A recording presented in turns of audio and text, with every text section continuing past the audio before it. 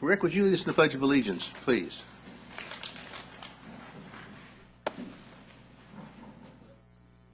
Flag of the United States of America and to the republic for which it stands, one nation, under God, indivisible, with liberty and justice for all.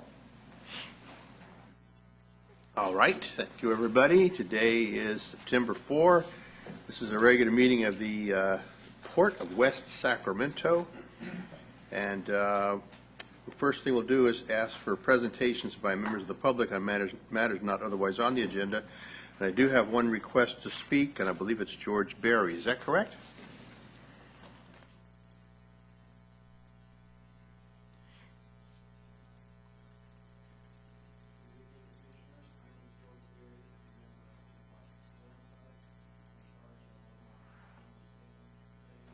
Oh, yeah.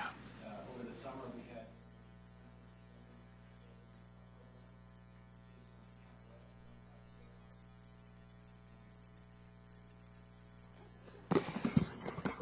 sorry. You want me to start over? Yeah, go ahead. Sure. We want to get you So, good evening, and my name is George Beery. I'm a member of Lake Washington Sailing Club. I'm in charge of organizing the junior sailing training at the club. Over the summer, we had nearly 100 children participating in our programs out at the lake. Kids from Camp West learned how to sail in classes spanning a 5-week period. Local boys and girls learned to sail at one of our summer camps or become better sailors in our advanced racer classes. We even held a women's-only class. Right now, we just begun fall training for high school racing teams. They will be racing against schools from Stockton and the Bay Area through mid-March in regattas. So you can imagine I've been out at the lake almost every day this summer. And as a representative of the Sailing Club, I wanted to express our appreciation for the visual improvements that the port is making. Specifically, we would like to thank the port for clearing the derelict barges and the sunken vessels in the lake. Many times I've wanted to take some of the junior sailors back into the western side of Lake Washington, but we're pretty wary about all the obstructions back there. And I know it's a big undertaking, requires a lot of different agencies, but the final product should be a much more attractive and useful space, and we just wanted to thank the Port Commission for doing that. And finally, the club will be holding adult racing on Thursday nights. We have junior racing on Friday nights, and Saturday afternoon we have the high school practices, and we invite any of the commissioners or the staff to come by and see what's going on out there. Thanks for your time. Well, George, thank you very much for coming by tonight and reminding us of that program. And we want to commend you for your dedicated service, all those hours out there sailing, relaxing, getting a suntan, Right. and helping the kids learn how to sail. Now, it's you are to be committed for that program and helping. I don't know. We didn't have those opportunities growing up here in West Sacramento, Right. so that's a real asset for us here. So thank you very much. Thank you. you and the whole organization. Thank you. All right, consent, we have a approval of minutes, but also a consideration of a lease revocation. Any questions or comments on that? Otherwise, I take a motion for action. Move approval by Cabalden, seconded by Villegas. All in favor? Aye. No opposition, abstention. It's unanimous. That'll take us to our regular agenda. This is a workshop on the Seaway Development Strategy. Who's got the deal? Actually, Diane Richards from our Economic Development Division is here with us tonight. She has been assigned as the project manager for the Seaway property, and so she's going to be leading the discussion tonight. All right, thank you very much. For those of you at home, this is a discussion about that large tract of land that the port owns on the south side of the Deepwater Channel and what we hope to be able to do with it and about it someday. Is that right? That's right. Good evening, Chairman McGowan and members of the Commission. I've been assigned as the project manager of the Seaway Development Team, and I'm here tonight to summarize the development team's research findings, initial research findings, and next steps, possible next steps. Our key team members are also here and available to answer any questions. David Tilley, Mark Collier, Rick Toft, Aaron Laurel, and Charlene Hamilton. And this will be the first of a series of regular updates on the property as we continue to learn more about it and prepare to market the property through an RFP. So as you see here, this is a great asset, as Chairman McGowan mentioned, a very large property, a blank canvas, if you will, in the middle of the city, an infill site that's surrounded by existing development now with industrial to the north and west and residential to the south and commercial and retail to the east. Lake Washington and its wetlands provide a great amenity to all 4 sections of the property. The team envisioned a looped recreational trail around this lake and the wetlands and potentially other connections to other trails and neighborhoods in the city. The property will require very thoughtful planning to integrate it into the existing Southport community. So what we've done over the last few months is the team has studied the entitlements, the existing infrastructure, the financial obligations and constraints to development, and we've walked the site, and we've been discussing the property with brokers and developers throughout the region, and we've begun an RFP interest list that is growing. There is good interest in the property for both industrial as well as other uses. Our team was asked, at our first meeting, was asked by the Port CEO, Marty Tuttle, to identify how we could add value prior to releasing the property through the RFP, how we could facilitate the development of the property, and we've identified some initial steps that we'd like to get your input on tonight. The property has essentially been off the market for many years. The tentative map was prepared long ago, 1996. And the existing parcel map, which is shown on the screen right now, that's the configuration of the existing parcels right now. There's a lot of misinformation out there in the development community about the infrastructure costs, about the financial obligations that might be due upon development. And we've been, as we've learned about it, we've been dispelling a lot of those myths and generating interest in the property. In its current land use scenario, the potential for up to or over 3 million square feet of industrial and business park development in a small lot configuration shown on the existing tentative map. And now I'd like to go back to slide 1 and kind of summarize what we think the property's strengths are. Obviously, it's a great site location. It's got great natural features. It's got a lot of development capacity and entitlements. The recreational trail is a great amenity for all types of development and can be incorporated into any master plan that's developed. It's got a great connection to the ship channel and barge canal access as well to connect the trail, the recreational trail. And it's a gateway into Southport. On the right side, the way home for many residents going home into Southport. There are some constraints that we want to address, and one of those is the current tentative map lot configuration is not really consistent with what the industrial market demand is today.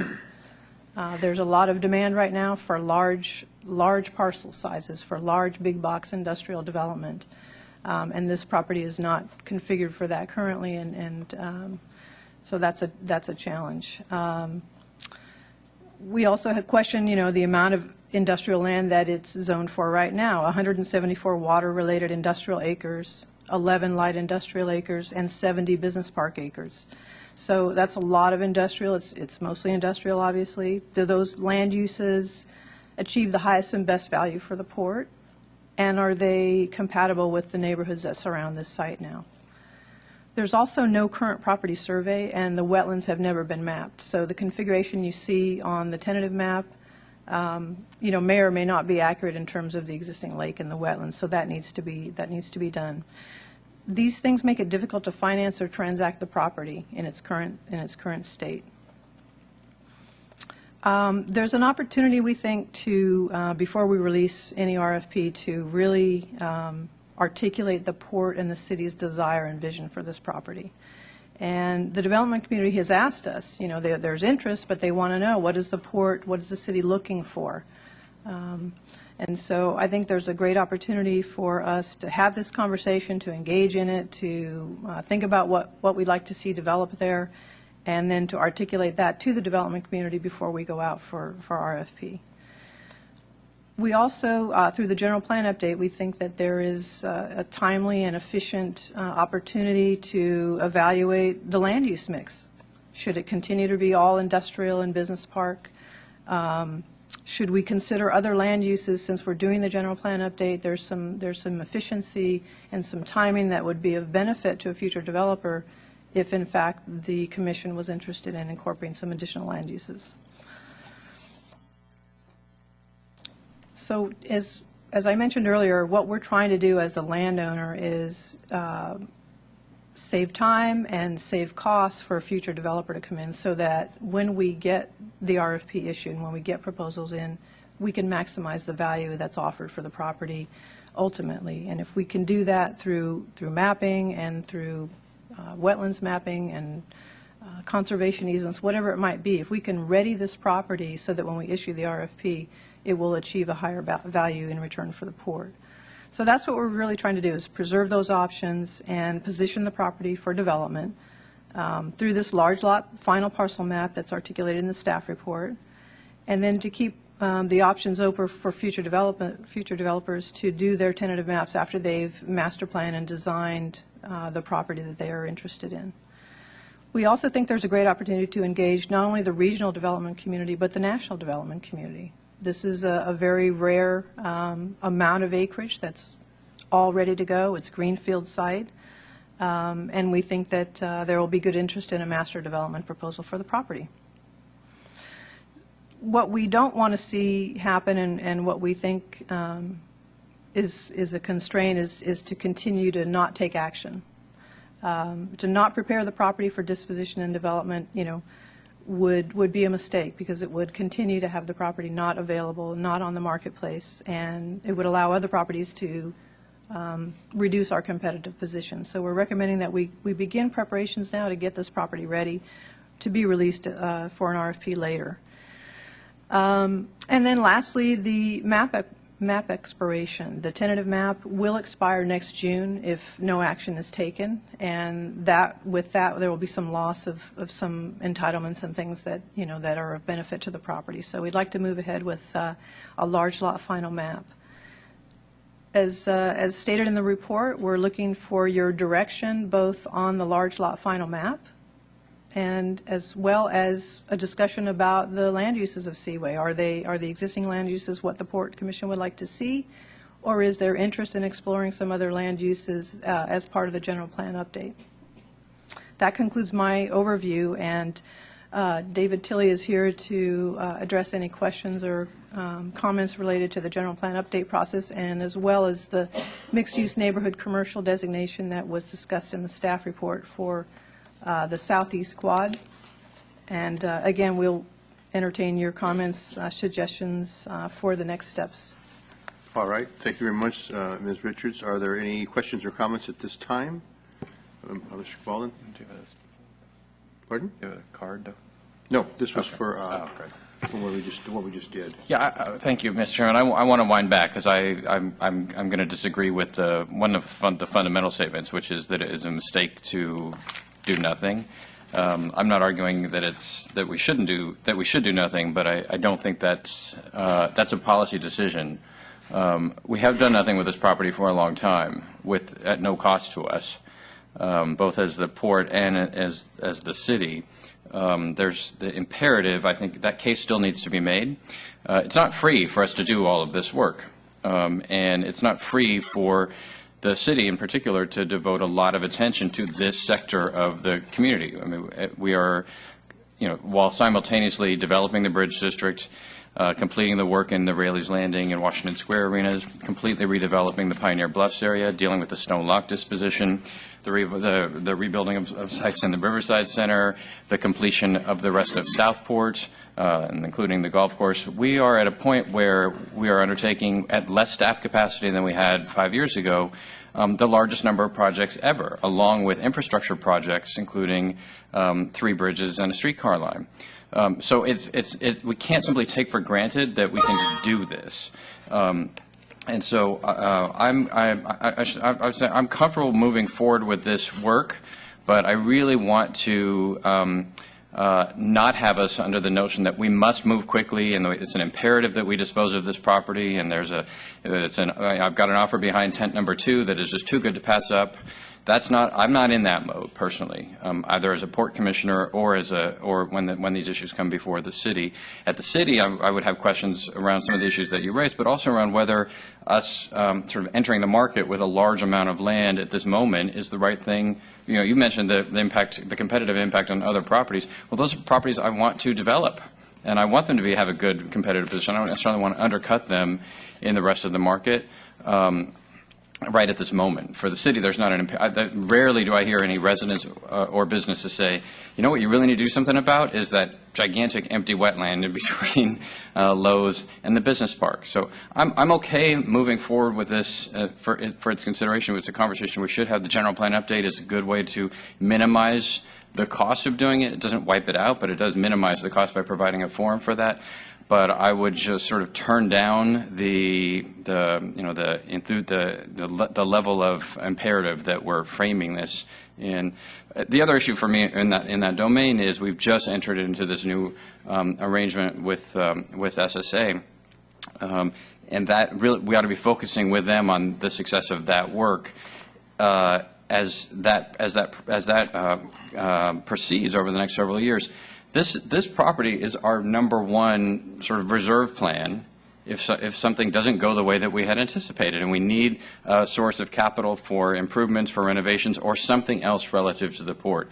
And so we need to be thinking about this asset and the management of this asset in terms of the port's long-term viability and survivability under this new arrangement, which is still, we're confident that it's going to work, but that's not enough. I mean, we need to dispose of the major asset before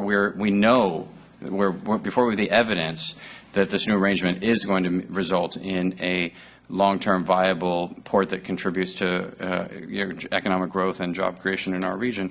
It would be foolish for us to rush to that decision. So, I'm for having this conversation in a deliberative way as part of the general plan and weighing these issues and engaging with potential developer partners. But I don't want to get crazy about it, and I certainly don't want to drop or divert. At the city level, I don't want to divert a single person away from the development of the bridges, the streetcar, the bridge district, the rest of Southport, and the rest of the waterfront district or the West Capitol Corridor. That we've identified those are the key priorities, and we need to stick with making sure that we can deliver on those components. Thank you very much. Comments? Yes, Mark.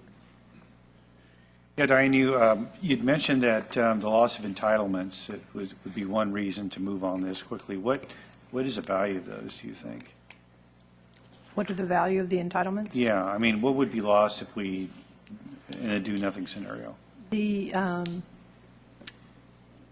tentative map and the financing agreement are, as I understand it, and I'd invite my team members to join in if there's a misrepresentation, but my understanding is that the tentative map and the financing agreement preserve essentially the fees, the reduced fee pool, as well as other entitlements, including the environmental work that's been done for this development of this property.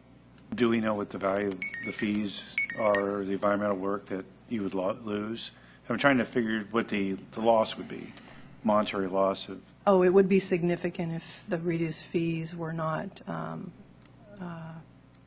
were lost on this property. It would be significant to delay or really significantly reduce the value of this property if we lost the reduced fee pool.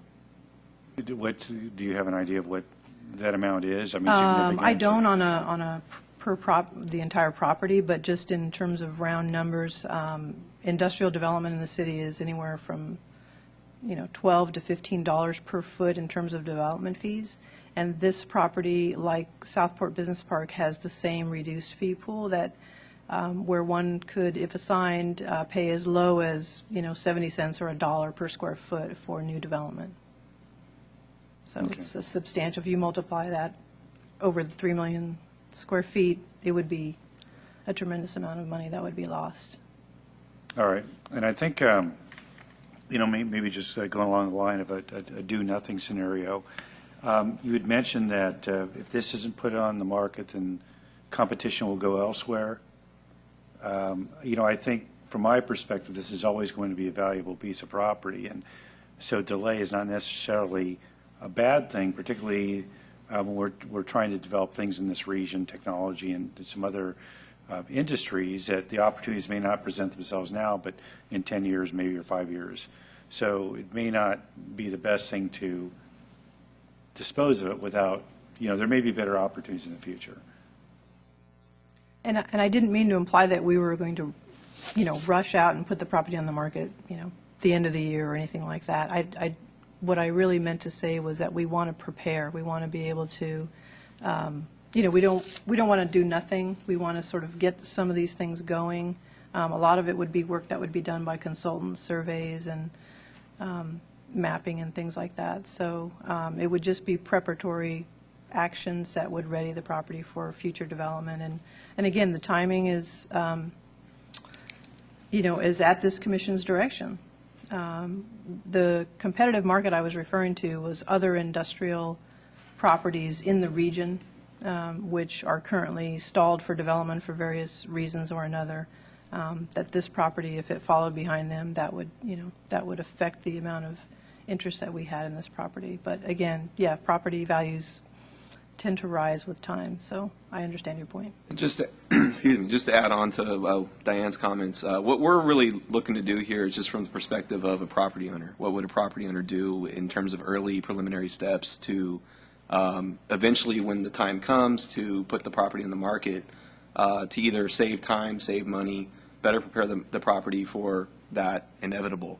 The steps that we've identified are really, I hate to use the word minor, but they're in terms of allocating staff and allocating resources, not tremendous efforts to do the final, well, not the final map, but the large lot map.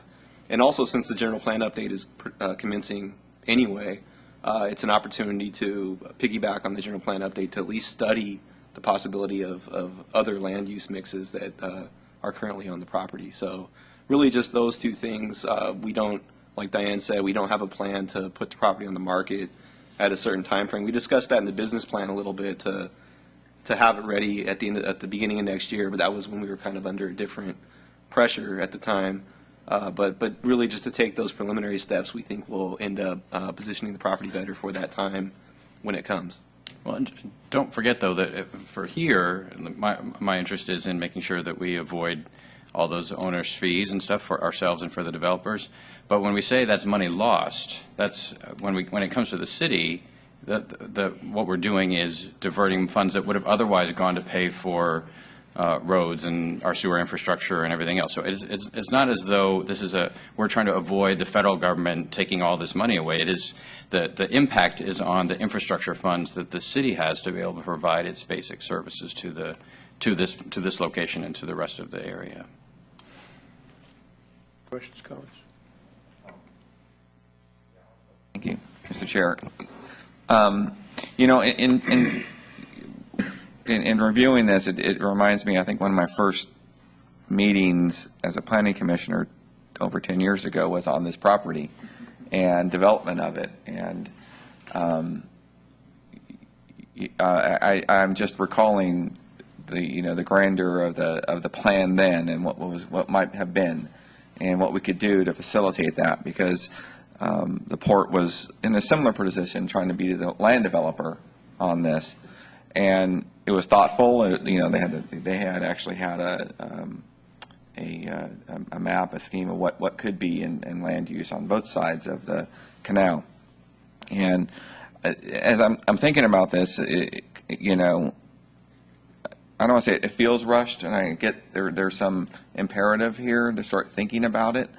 But we haven't done anything with it in 12 years, and this particular property, and we're in a much different place than we were 12 years ago when this came to my attention. And what I am want to be thoughtful about here is this is one of the prime assets of the port and the city, and how we move about that. And we're as an asset. I don't say we don't have many of them. We have a lot of assets, and this is a key one. But without tools like the redevelopment agency and other type of mechanisms, it becomes difficult for me to kind of foresee how we could use those kind of tools and then kind of facilitate this type of whatever we decide to go forward with here. So, and part of it is, I'm glad you're saying, let's piggyback onto the general plan, because there's a context to this. What, for the next 10 years or 20 years, what is this going to be developed in context? You're asking us to think about other land uses. I'd love to. But, it has to be in context with the other hat we wear as the stewards of the city. And so we have other initiatives, as the mayor pointed out, that obviously are getting our upfront attention, and they need to get our upfront attention for the foreseeable future. But here I want us to start thinking about it. I don't know if it necessarily needs to be into, I just worry about us tying this into one thing so quickly, as we have a vision for it, because the market is changing. So I guess my point here is this: I want to go forward, but in a thoughtful, deliberative way that considers a lot of different factors. I mean, and also to think about the fact that for me, this has a lot of different value from a city's perspective, because I don't want to lose it as a possible site where I know we're talking about possible transition plans for other parts of the waterfront, or other types of uses that can be an asset for us to use it another way. And if we kind of start in our mind's eye, start the next 30 days, 60 days, start to think, oh, this might be a great industrial site, or this might be a great, maybe we can convert this to kind of a residential business park area, whatever we think we're thinking. We kind of peg ourselves into a corner where we're not creative when we actually need it to be. So I'm a supportive of moving forward with it. I just don't want us to get trapped into like we need to do something with it, because we haven't in my time in public service in the city. And so I think we can afford to sort of move forward thoughtfully about in what context we want to go forward with. So anyway, those are my thoughts. And on the reduced fees, that would part I want to go back to, because I think that is something we can think about if there was something immediate coming in and as an economic development tool.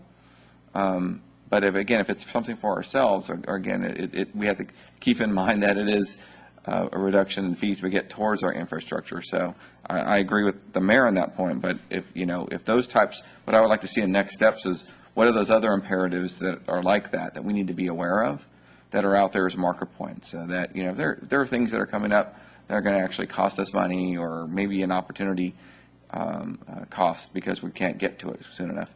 We need to be aware of those as well. So that's all I have.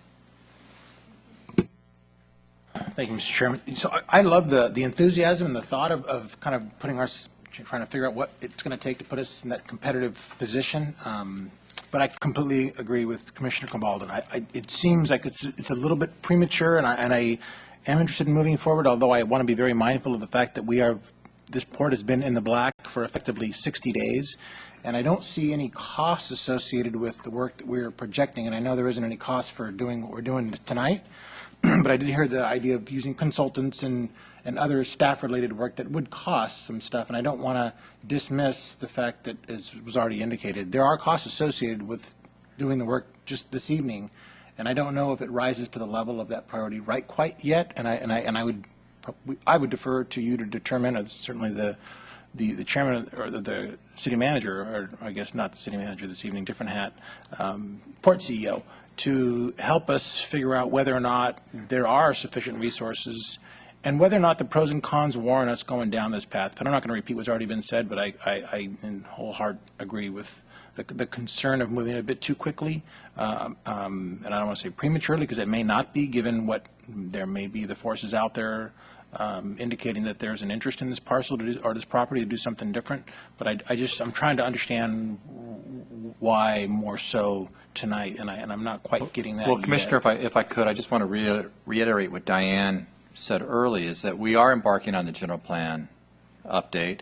This is a substantial piece of property in the heart of our city that it seemed like it was the good time to have the commission take a look at this particular site.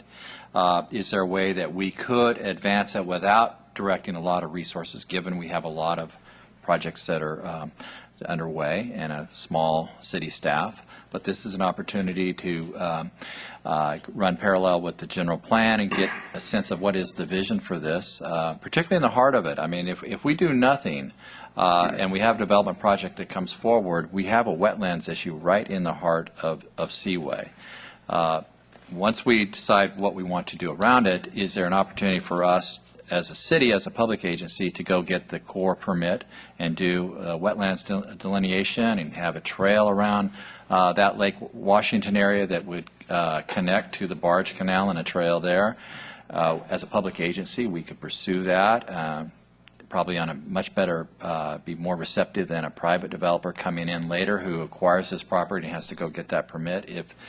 If it's the commission and the city's desire to have that recreational amenity tie into the main drain trail and then connect to the ship channel and then wrap around, it's a perfect opportunity for us to do that work, create a recreational amenity, and take that issue away from a developer who would have to fight through that. We would add value to this property and any development project if we were to pursue that on our own. I'm sorry, I don't mean to, I apologize for interrupting a little bit. Certainly my inclination coming in here was to, be enthusiastic about the prospect of exploring what the options are and being more aggressive. And I'll come back to that. But it dawns on me as I'm hearing everybody talk, and then please correct me if I'm wrong, I don't purport to know much about all this. But we're kind of in an interesting situation because you do have a general plan going forward. This is port property, and there are entitlements on the property, so it'd be kind of challenging for the city in its general plan update to come in and change much of the general plan.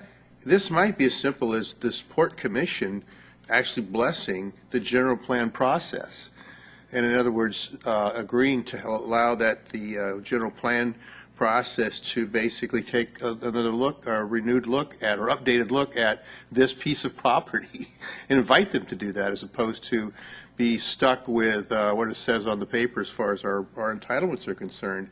And so at least we can get some sense of connectivity between what the city sees for this property. That should inform us more than anything else. And then you'd come back and talk about the level of the pace and the acceleration and all that. Those other things. Then the first question is, so what's the land use policy here about this piece of property?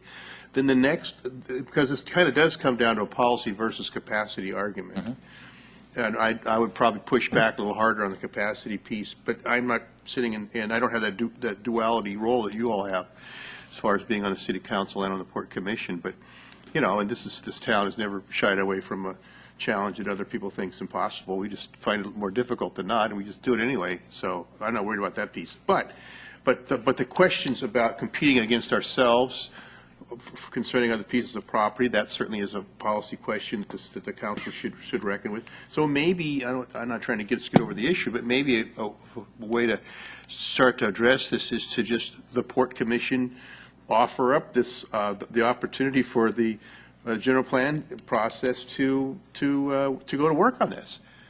Does that make sense, or am I making that up? Well, I'm making it up. But. I like the idea. I mean, because it does strike me that we do need to figure out what we want to do here. Well, we've always been looking at this, even in the 10-year-old one, because I was on the council too, and so was Oscar, and we were trying to respond to market conditions at the time. I'm sure somebody on staff said, look, everybody wants these smaller parcels, and so let's go spend all this money, do all this time to match that. But we've always approached this property, when we have approached it, as we have to dispose of it within 45 minutes, otherwise the port's going to go bankrupt. That's always been the frame that this property has been looked in. And so in that context, the question is always, what does the market, what are industrial developers who would look at this property, what do they want with this property right now? Well, that's one way to look at it, but it's such a significant asset that for us never to ask the question of, well, as a city, as a community, what do we want at this property? And whether it is an extension of what we already do, where we're already solid in terms of industrial manufacturing, distribution, or whatever, or whether it's some new economy stuff or whatever. We've never had that conversation because we never could. It was always either we don't have time to deal with it at all, or we have to resolve it in the next 5 seconds. And so I think that the notion of taking this conversation to where it belongs, which is the general plan, that means wiping away we have to deal with the vesting map that expires in 16 minutes, and, you know, we're going to try to put this on the market by January. It means losing that frame, but moving more in a deliberative way to the general plan process where this really belongs for the reasons that you described. And I think that we just have never had the luxury of being able to do. I mean, I think the only compelling argument to do something or to follow the more expedient path you talked about is the concern that the port won't be self-sufficient over the course of time. And how are we going to fund that? Or what are we going to do then?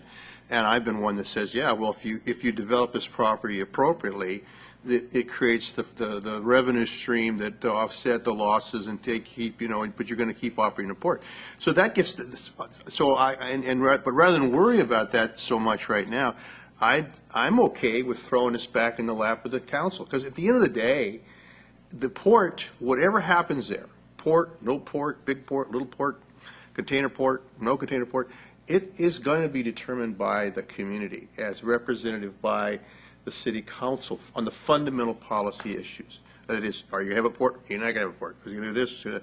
After that, the operational stuff, you know, our role here as port commissioner is constrained and guided by those things. They have to be, or we're not. We can't come in here. If we appointed 5 different people who weren't elected officials and they disagreed with the direction of the city council, they'd last about one term, they'd be gone. So we have to make that, we have to reconcile that. We might as well accept that as not only as a reality, but I think as a strength of the organization. So I'm okay with that. You want to make up new rules and say, let's let that general plan thing play out. Now, there's going to be some downsides. You're going to lose probably these credits or whatever you have on it. But again, that's great if you're a developer or port commissioner, because look, we're selling this, you save money, but that's money out of the pocket of the city, I assume. It's a good deal for the development. Well, I don't make it do it again. I'm not at that point where I'm too concerned about that piece of it. I do believe, I would only say this. Only I'd really push back with the mayor on is the capacity issue. I think you can do, you know, if it were otherwise appropriate to start looking at this property. As a matter of fact, I'll reframe that. It is time to look at this property, but not necessarily the way we thought we were going to look at it. It's time for us to take a harder look, say, well, what do we want? Because that should inform you not only what you want to do, but it should also help inform you when you want to do it, and ultimately how. So the things you want to do there, rather than force the timetable on this piece of property one way or the other, either now or later, just talk about what's the vision for the community and this particular piece of property, and it begins to inform you where it fits in the priority list and what capacity issues you really have for that. And I think that's a bigger question and a more important question to ask than how do we sort of artificially and ham-handedly approach, you know, what to do, whether it should be 60 acres or 40 acres and 20 acres and 2 acres and all that. Now, the environmental piece, I leave it to others to figure out if it's appropriate to start that now. I walk out there, it's a beautiful, you know, I can see, I can visualize what that'll look like, whether there's an industrial park or a residential component or a commercial component. The dealing with that Washington Lake feature, I certainly would, my own little local biases, would like to see that happen sooner than later. Partly now because to the extent to which we're not doing something there are other unofficial and probably inappropriate uses that are starting to be utilized that we would probably otherwise not want to see happen there. So that's the extent of my rant.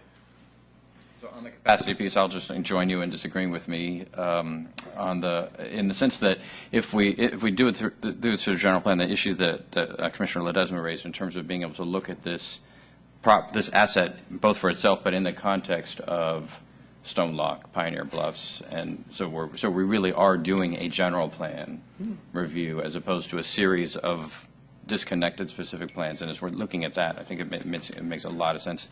And in that sense, it doesn't create new capacity, but the same questions need to be asked in a comprehensive way that are, in some sense, citywide. Mm-hmm. But that approach, and I think the more comprehensive approach is the right one. It may inform you not so much on capacity, but on prioritization, and that's where your capacity issue is going to be taken up. So, we've got the lawyer here. What do we, how can we do this? We're basically surrendering to the city council here.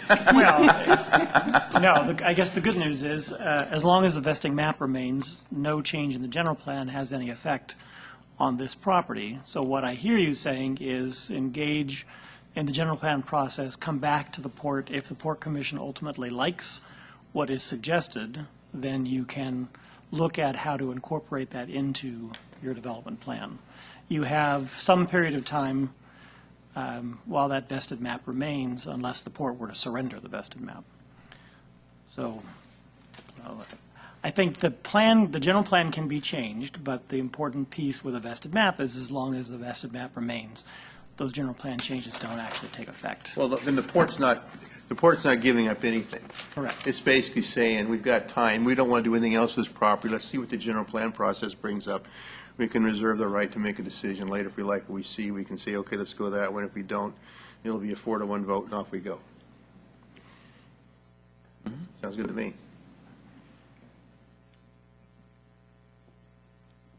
All right, anything else on that one?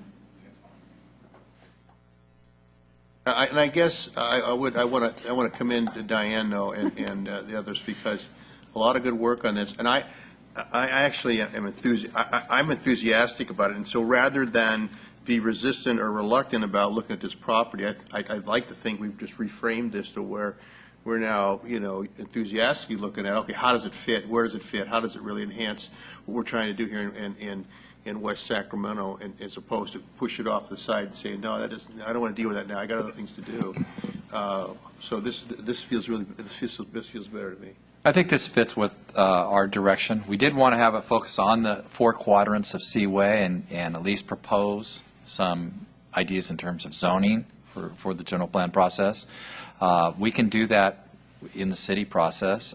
We did want to, again, pull out that recreational amenity right in the heart of this project. We think that no matter what we do in terms of the development on the sides of that having a recreational amenity right in the heart where we have a trail around it, it adds value to those 4 quadrants, because a developer now does not have to have this big question mark about how does the Corps going to treat that. So we could put that in play. And then clearly this Seaway property is not in isolation. It connects with the other Barge Canal property, the Stone Lock property. It connects to Pioneer Bluff. It's part of the center of the city. So I think in terms of moving this forward and designating a different land use makes sense, get this sense of vision for that entire waterfront area. So, but I think there will be opportunities for us to go forward and add value. We would not want to do anything that did not add value to Seaway. And so I think the discussion tonight is helpful. It's all a plus. For us to not do anything and basically put this in an urban reserve, we wouldn't advise that. We don't think that adds value to the ultimate vision. So if we, throughout the general plan process, if we figure out what is the vision, how does this connect to a trail system, if we could come back with proposals to advance those, again, we think it adds value to industrial, mixed use, housing, whatever is planned eventually in Seaway. I'll just encourage you to do, we need to do the general plan process for real. So it's not just a question of what's the right zoning to make it industrially viable. It is really, what do we want to do with this, with this property, starting from that level, not, okay, what is the zoning for the quadrants? Or there should be virtually no non-negotiables walking in the door to what this I'm not talking about a 5-year planning process or anything like that, but that we should be starting at a different point of the conversation than what's the right zoning map for that set of properties. I totally agree with that. I think that's the way to go. I think we've been inching up to that. We might as well go do it. Mr. Chairman, can I just follow up? Just a question. So, Marty, a couple times you've mentioned now the trail and the park obligations. What are those? What is the acreage, or how would you quantify the obligations that are currently? Because you've mentioned that a couple times now. Well, the wetlands has never been designated in that area, so we'd have to go get a Corps permit on where we would put that trail. And once we did and had that in place, a developer coming along later would not even have to deal with that issue. And that would also allow us to potentially pursue grant funding to do an early implementation of that project, if it's a trail of some sort. And that's what I wanted to, more of a question for the commission. I think we're very clear on where we need to go with the general plan, but on the more technical piece, for the large lot map that we recommended pursuing, I heard some concern about costs and that sort of thing, and what we could do is try to quantify that, bring it back to the commission, at least put that on the table as an option to continue pursuing.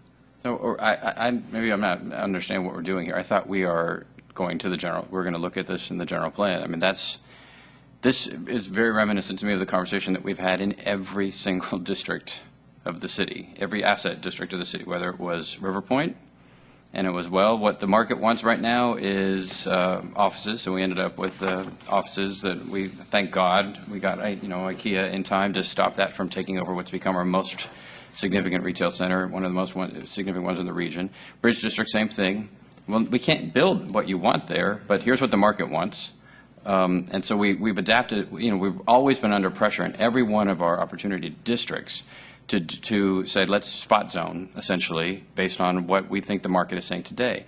That's one input, but it's only one input. I mean, we're in this for the long haul, and our time horizon is much, much longer than between now and next year. And so we need to start with a question of what do we want to accomplish here? What do we want this to be? And if that is, we want it to be a major industrial center, and to accomplish that, industrial users now require larger lots, then the larger questions come in. But if we come back next month and we have an item requesting that we make an application to the city for a large lot, that basically turns upside down the whole notion that we were going to do a general plan style assessment of the asset. The voice of authority, I'd say, yes. Director Hamilton? Enlightenment, wisdom. Chief. Good evening, Chairman, Commissioners. I think we might be talking past each other a little bit on what this large lot final map is. It's not land use. It's literally a parcel map. And what it would afford the commission as a landowner is that it would give another 3-year extension. If you record this parcel map, it would give a 3-year extension on the small lot tentative map expiration date. Okay? Right now, the undeveloped area that's remaining in Seaway is in a remainder status, according to the Subdivision Map Act. That means you cannot finance it, you cannot sell it. There's a lot of things on it. You will have trouble getting title insurance. So even if you wanted to leverage that to possibly provide funding for the port if it needed it, it might be difficult. So we were looking at it as a way to try to, one, preserve the small lot vesting tentative map for another 3 years, and also divide it into the quadrants. So it would be divided down the center of Southport Parkway and down the center of the Lake Washington remnant. And it doesn't do anything else. The general plan update can go on. You can still have your land use discussions. It's just doing a large lot. And the cost of that, we haven't done one of those in a while, but $15,000 to $20,000, and it would have to be done by a consultant. And the advantage is what? The advantages is your vesting tentative map. Once that's recorded, we'll get a 3-year extension, and then you will be taking the property out of a remainder status. So that means that if you wanted to do some funding on it, financing on it, you'd be able to. But nothing would say that you have to sell it. It doesn't change land uses, doesn't do anything. Otherwise, the alternative would be not to do that, and then the general plan update is not likely to get done by June 2014. So then you would need to take the small lot tentative map up to the Planning Commission and ask for an extension. And that may or may not trigger some environmental. So based on what you think we're talking about, what is your recommendation we do on concerning the general plan? How do those two, how are they compatible, and how are they not mutually exclusive, or explain that? I think you can start this fall with the general plan discussion with the City Council. And then, but shortly thereafter, you should trigger the preparation of the large lot final map so that it's in a state to be reviewed and approved by the city council and recorded prior to June 2014. Deserves it, right. And then the general plan update will continue on. But that'll at least preserve some of the small lot entitlements, will give you a little bit more time.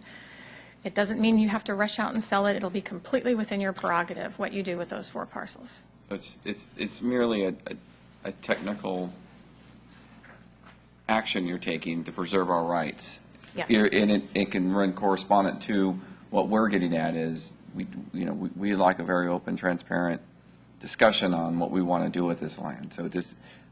So all you're suggesting is just take care of this technical issue first to preserve that. Yes. I guess my question would be is assuming we follow your recommendation, that doesn't then limit the council's ability to redefine even this property for its desired general land use permit or use overlay.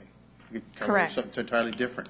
Correct. You preserve that in the event that you land ultimately the general plan, the council and the community land on a general plan update for this property that can utilize the stuff you've preserved by doing it your way. Okay. Correct. Then We you don't would give have- anything up. We're not precluding, the council's not precluding itself from redesigning, redefining, rejiggering all of its property as they see fit. Correct. You could essentially even realign Southport Parkway. What it would mean is you would need to adjust the 4 parcel lines. If you wanted to, say, fill in, go really crazy and fill in Lake Washington and completely rearrange Southport Parkway, it just means you have 4 parcel lines on the ground that you may need to adjust. It's helpful.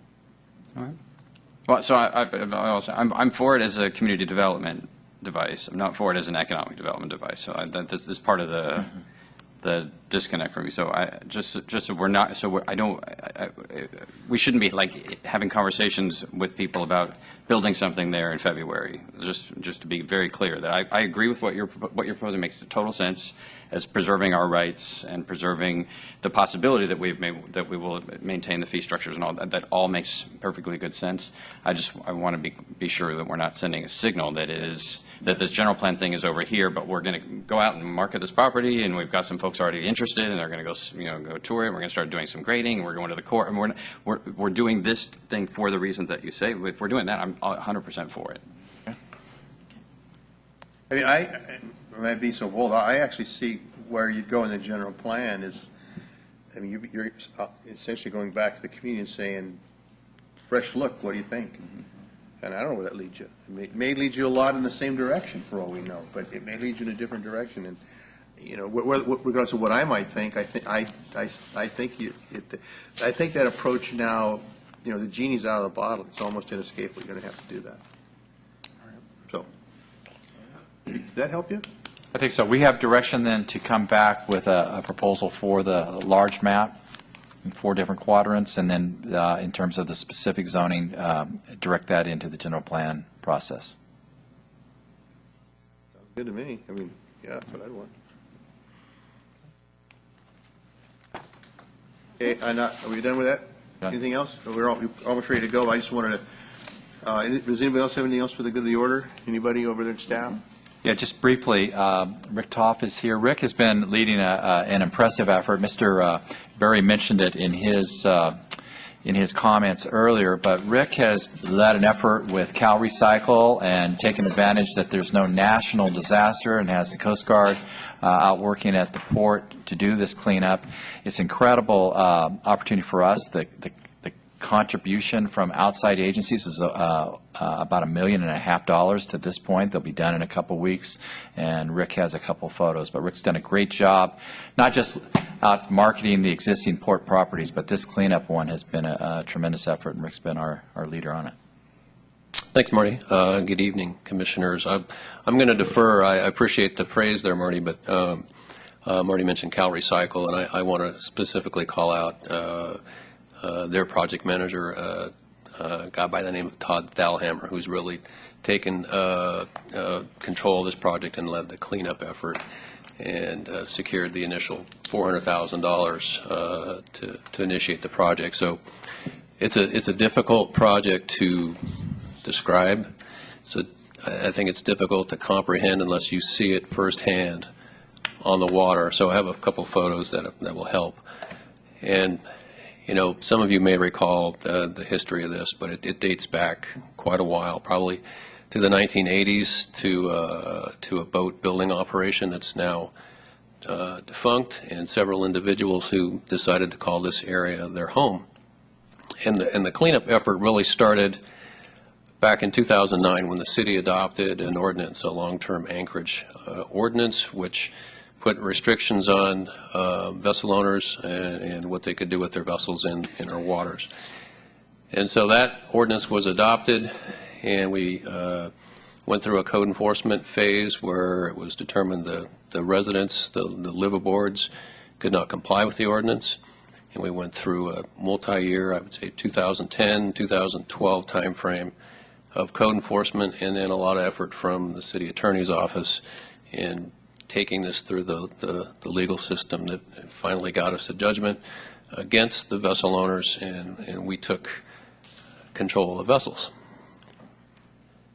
So that's a little dark, but this is, like I said, it's difficult to describe. But this was a home. This vessel, I'll show you in subsequent photos, it doesn't exist anymore. But you have some extreme hoarding going on here, and including significant hazmat requirements. So that's not the SS Minnow, but that's what that sailboat looked like about a month ago. It doesn't even exist anymore. We inherited the old Tug Louie, actually won one of the city's photo contests several years ago. Not first place. I believe it was first place, actually. Trying to get that picture from Art Schroeder. He hasn't been able to find it. So we dismantled the tug. That actually ended up being towed down to Mare Island in Vallejo, where it was pulled out of the water and destroyed there. So this is, in addition to those two boats, which I just showed you, generated a lot of debris, obviously, but also necessitated a significant hazmat operation, which was being managed and funded actually by DTSC. And so they're coordinating with Cal Recycle, and you name it, petroleums, paints, solvents, batteries, miscellaneous household waste, they found it. And so as Cal Recycle took care of these initial two boats and approached the end of their budget, Todd, the gentleman I just mentioned, was successful in bringing the Coast Guard and federal funding to the project. And they've picked up the project seamlessly. And so now we have federal government, state government, local government cooperating and getting this cleaned up. This is what we call the Home Depot barge. On the left, the barge just to the right is what we call the house barge. That was yesterday, so it's been completely offloaded. And this is the house barge yesterday. This is really the focus of the Coast Guard's efforts for the next 3 weeks. They've estimated it's going to take them another 3 weeks to complete the hazmat operations. So they're offloading all the hazmat and turning that over to DTSC, who's disposing of it. And Marty mentioned a figure of $1.5 million. That's a pretty close estimate of when the Coast Guard is done in 3 weeks' time. The sum of federal, state, and local dollars that have been put into this project. So that's not the end of it. The good news is that hazmat will all be taken care of. But what we're going to be left with is a significant number of barges, some of which have been burned out over time. They're sunken, and we estimate that the remaining cost is $1 million to $1.5 million to remove these large structures. And this is the mothership, otherwise known as the cat barge, that we have to deal with. And finally, just wanted to, gentlemen from the sailing club talked about the sailing that's going on in the waters. We're getting a lot of interest from rowing teams. This is one of the college teams that was practicing in the spring, and it's an interesting juxtaposition there. You can see the junk in the background that makes it a challenge. So we get this area cleaned up, and we'll be able to really expand our recreation in the waters. So, and I wanted to leave you with, we were able to piggyback on the vessel cleanup with, we had an asbestos contractor on site. One of the sailboat that we got rid of had asbestos in, and so we were able to take advantage of them being on site. We got rid of the asbestos in the old service building, which is at the entrance to the port. That's nice and clean now from a hazmat standpoint, and working with the fire department to do a controlled burn to demolish that structure, hopefully in the next month.